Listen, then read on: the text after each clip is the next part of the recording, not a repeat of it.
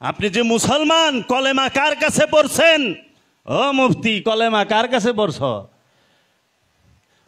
কার কাছে কলেমা পড়া মুসলমান হইলা? আব্বার কাছে?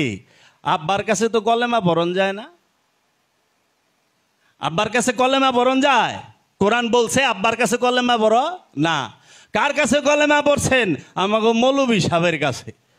অহনে ওয়াজ মাহফিলে দেখি যারা যারা বড় বড় ওয়াজ মাহফিলে বড় বড় মৌলবী এই লাইভ থাকে, এই দুইজন হিন্দু এখন মুসলমান হবে, আসেন আসেন কলমা পড়েন। মোল্লার কাছে কলমা পড়ার কথা সারা কোরআন হাদিসে, সারা কোরআনে উমাইয়ার হাদিসে থাকতে পারে, আব্বাসিয়ার হাদিসে থাকতে পারে। কোরআনে কোথায় আছে মোল্লার কাছে কলেমা পড়ার কথা? কলেমা পড়তে হবে আল্লাহর রসুলের কাছে, ওলিয়ে কামেলের কাছে।